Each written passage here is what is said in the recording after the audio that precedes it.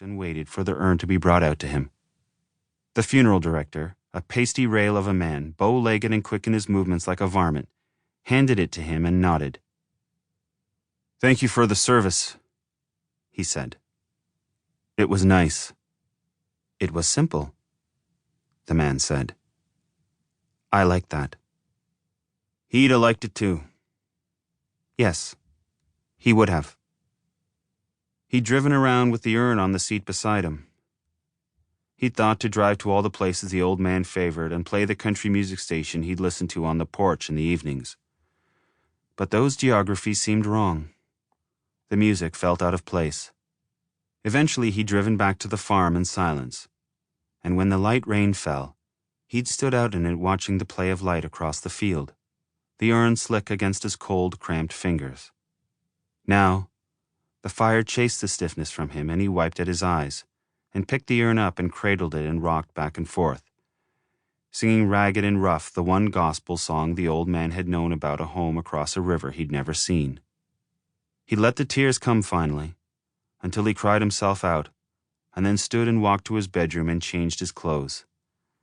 He stoked the fire and blew out the candles and carried the urn in his arms out across the yard to the barn, where the horses stood in the stalls, heads draped over the top rails like paintings of ancestors in a great hall watching the procession of the dead.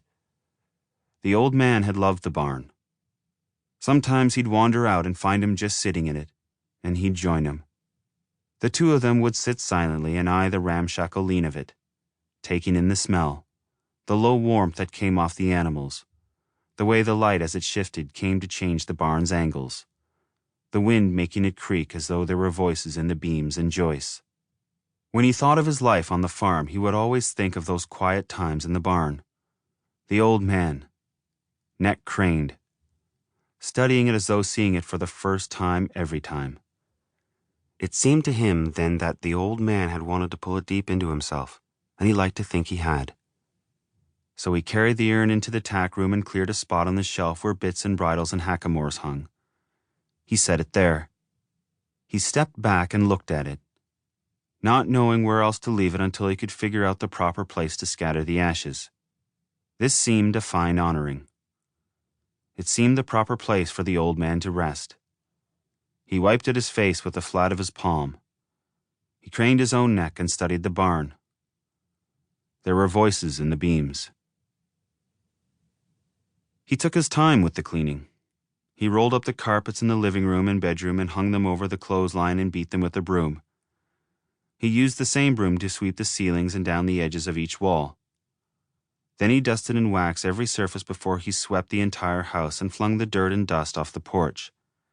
Then he mopped. While the floors dried, he sat in the old man's rocker on the porch and smoked. After a while, he rose and washed every dish and pot in the kitchen and set them in the cupboards. There was a box of food he wouldn't get around to cooking, that he left on the porch for the Goodwill folks to pick up along with another that held the old man's clothes. There wasn't much. He'd learned frugality and thrift from the old man, and they'd only ever had what they'd needed. There was no surplus. Nothing went unused. Nothing was wasted. The boxes held everything the old man had owned except for the things Starlight had chosen to save. His pipe that he set on its stand beside the kitchen table where he liked it. His rope hackamore, hung on its nail in the mudroom. A pair of boots, shone thin and canted hard at the heels, tucked under the foot of his bed like the old man could rise and step into them. The duster he'd worn when he still rode draped across the saddle sat on a tall stool beside the fire. He walked through the house and made sure everything was in its place, and then sat in the old man's rocker by the fire with his legs stretched out in front of him, staring at the hearth.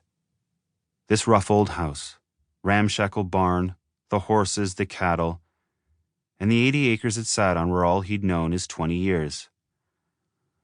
The only sound was the ticking of the clock on the hearth. It struck 11 a.m. He rose and walked to the front door and opened it and leaned on the jamb, staring out across the pasture with his hat in his hand. He heard a calf bawling and the sound of hoofs kicked against a stall. There was the hard clap of a rifle to the west, and then another. Silence. He heard the house beam shift, and he turned and looked into it. The feel of